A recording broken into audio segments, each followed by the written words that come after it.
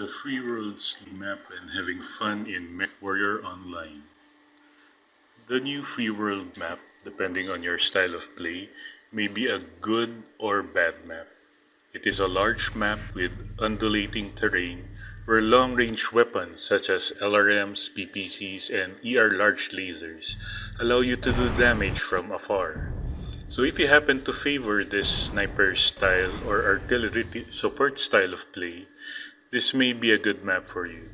If you happen to pilot an MG-laden Fafnir out in the open with multiple LRMs raining down on you, well, you may not like it as much. So how do you maximize your enjoyment on this map?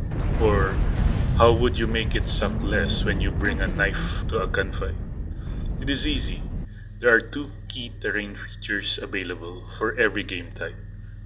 Charlie 5 High Ground if you are able to convince everyone to go your way, or the Echo 4 Choke Point if you prefer to slug it out until one side succumbs to combat loss grouping. Before we proceed further, you might not be familiar with the concept of combat loss grouping, or CLG for short. This is a Battletech concept where your mech, lance, or side is fine until it is not. Any group of mechs will be able to move, shoot, and take damage until a threshold amount of damage is taken, a cascading failure ending with a complete wipeout occurs. If you imagine a tug of war of evenly strong teams, the first one to run out of stamina will rapidly lose. This is how, in a typical MWO game, you go from 1 to 2 to 6 losses within a minute.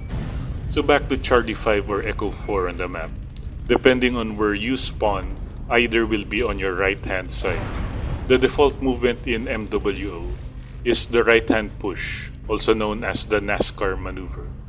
MWO Quick Play is populated with random people that come in singles, pairs, and sometimes quads. Rarely, some will bother to use their microphones. Even more rarely, someone will suggest a course of action. Most of the time, people will just move randomly. Or if the cats get magically herded, these may move in some form of murder ball straight through the middle. Free Worlds being such an open area, it seems logical to a lizard brain to stick closer to everyone else for cover, which inevitably funnels you to Echo 4 on the map. At Echo 4, you will find a choke point where, if you fan out, you may be able to have 2 mechs shoot into the funnel with some cover. 3 mechs if one thinks it can tank a spread of PPCs and LRMs to the face. Maybe 5 mechs can use jump jets to do pop-up attacks from the small hills. Some of those hills have terrain features that can trap a mech by the way. One side will inevitably grow impatient and try probing attacks. Like a light mech may try darting in to plant an airstrike or UAV, only to be taken down when 8 or more eager rear elements take their frustration out on it. Losing one mech on a side, there is one less set of guns to take armor off another, and the slide continues until the other side slides too quickly to recover. Only a cohesive push can dislodge a side deploying a pincer or crane wing formation. Tactical geniuses or random luck notwithstanding, this is not easy to do since no one talks to each other. A few folks may gripe about it after the fact, but rarely does anyone volunteer to lead. Those guys who volunteer are jerks after all and universally hated. So where is the smart money in this map? Look no further than Charlie 5. Like a magic space monk once said, "It's over, Anakin. I have the high ground."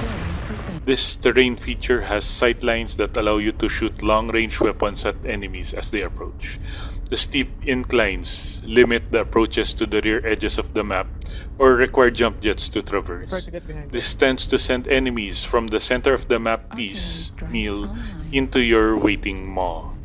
Unless your only weapon is a flamer and a desire to ram everything that moves, staying in the Charlie 5 to Charlie 6 line, your side can harry all approachers and kill those that get too close.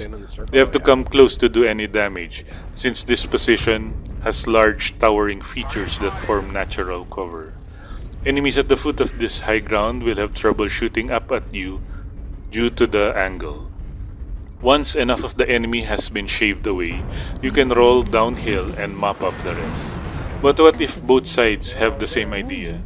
One side goes NASCAR, the other does counter NASCAR, and you both hit Charlie 5 and 6 in a standoff.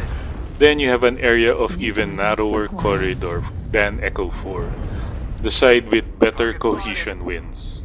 A Moonwalker may have excellent alpha strike, but the counterfire will wipe it out pretty quickly unless two or more follow behind it to continue the push. Great, brilliant strategy. Let's do it. Convincing other players to follow the Charlie 5 strategy is a crapshoot. Some may not be listening, others may not care. But charisma, or the strength of cold, hard logic, is hard to convey unless you suggest the strategy on the microphone, or at least type it out for your team to read. Good luck. Have fun out there. MWO is a game. Someone wins and another must fall.